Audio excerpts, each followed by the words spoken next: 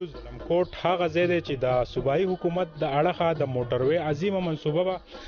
په دې ځای باندې تیریږي. زموږ سره د دوحه قطر نه ګل نواب صاحب چې د تحریک انصاف سینیر رهنما دی او د علي ابراهیم ټریډینګ کمپنی اونرز دی، هغوی په دې خواهش چې د موټروي دا عظیمه منصوبه نږدې نه ویني،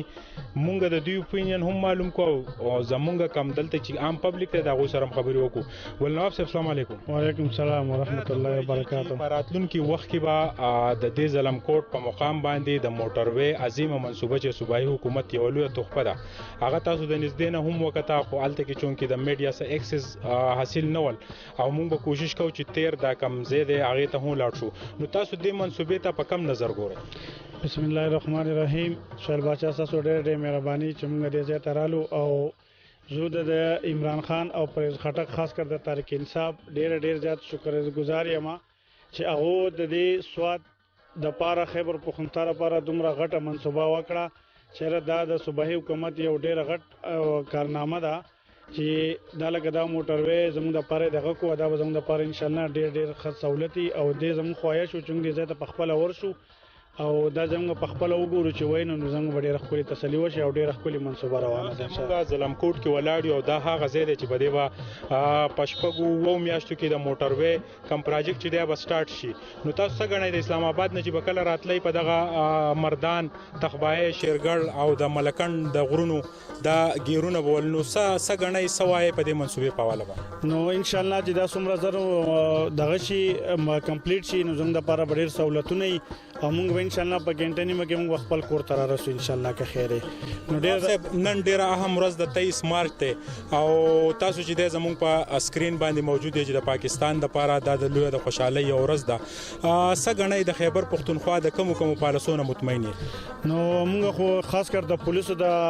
نظام نه چې دا ډېر ښکلی نظام دی او نن اسپیار صاحب چې دی ډي پی او هغه یو دومره ښکلی اقدام چوت کو چې هغه د کم دغه چول پروټوکولو نو د غټو افسران نه زمونږ کمرونه چول پولیسو به د هغو سره ډیوټي کوله او هغو به یې لکه کچه ګڼلو، ځان نه به ښکته ګڼلو، سبزیانې به یې پرې راوړې، په هغو به یې ښکته پروټوکول لپاره ګرځېدلو. نو هغه ډېره ښکلې د عمران خان هغه خپله واده پوره کړه، هغه پروټوکول نن هغه دغه نه هغه پولیس هم واغستلو. ګلنام صاحب لکه د ډي پی او سوات اجاز خان نن په سوات کې دغه پولیس چې کم تعینات ول د عام خلکو سره هغه واپس ول، هغه سکیورټي کلوز کړه. نو دا تاسو په دغه اقدام کې شاملوئ د خیبر پختونخوا د پولیسو دا ښه اقدام چې دی دې ته په هغه نظر ګورئ؟ بالکل دا خو د خان صاحب چې کومه واده کړې وه هغه یې پوره کړه چې زه به پولیس غیر سیاسي کومه، نو هغه خپله واده پوره کړه او هغو نه چې دی هغه خپل پروټوکول کوم چې هغې ترې واغستو او هغوی په خپل ډیوټیانو باندې ولګولو. نواب صاحب دا راته ووایه د دې زلمکوټ دا غنم د دې ځای دا فصلونه دا ښکلې نظارې تاسو ولیدې، نو که د موټروي دا عظیم منصوبه دغه شي نو دا خلک کم چې زموږ په سکرین دا وخت تاسو اوري دوی ته څه میسیج ورکړو؟ نو د دې هم زموږ ډېره شکریا ادا کوو چې دوی هم ډېره زیاته قرباني ورکړه، خپلې ځمکې ورکړې، خپل جایدادونه خپل دغه ورکړل، خو د دې دپاره چې دوی ته هم راتلونکي وخت دپاره سہولت شي، زموږ روډ برابر شي، نو د دې دپاره هم دا ښه خبر دی د باقي ځمکې به هم ډېر قیمتدار شي او د دې زه ډېره منل چې دوی هم ډېره قرباني په دې کې ورکړه. تاسو په قطر کې په خپل انټرویو کې خواهش ظاهر کړی چې زه خیبر پختونخوا په ترقۍ لیدل غواړم، دا وخت یې چاینا کوریډور منصوبې، ایکسپریس وی او دا موټروي دا عظیمې منصوبې دي، نو څه وایي ستاسو خواهشات پوره کړي؟ نو ان شاء الله دا هم لکه د بهر ملک غوندې منصوبه ده او د چاینا هم زه ډېر زیات شکرګزار یم د دې سره د صوبایي حکومتو چې دوی سره دا ډیل وکړو او دا دغه وکړو، نو دا زموږ د ټولو لکه پیدا ده چې روډ برابر یې موږ به زر کور ته رارسو او نور زموږ به صفایي مپاینې هر څه به وشي، د دې موږ ډېر زیات شکرګزار یو. درنګ جهان مننه جي موږ زلمکوټ کې موجود یو او زموږ سره دلته عام پبلک موجود دی، د هغې نه په دې اړه معلومات لرو، زموږ په سکرین اوسئ.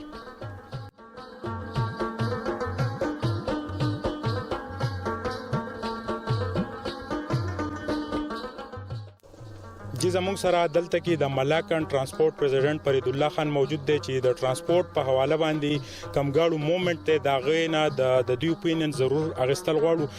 فرید الله صاحب دا راته ووایه چې دغه د موټروي اهمیت به زیات تر تاسو ته دغه چې دلته کم ګاډي تاسو استعمالوئ آمدورپي، نو دا موټروي دا عظیمه منصوبه چې کله تیاره شي نو تاسو ته به څونه سهولیات دي؟ بسم الله الرحمن الرحیم. موږ ته په دې کې ډېر غټ سهولیات دا شي چې یو د رش په ختم شي، ملکنډ روډ چې کوم دی اکثر ټریفیک په جامي د درګې او سکاکوټ او شیرګړ نو یو خو به دا رش لږ کم شي او بل دویمه خبره دا ده چې د عوام ته هم سهولت شي د 4 غنټو لار به ان شاء الله چې په 2 غنټو کې کور کیږي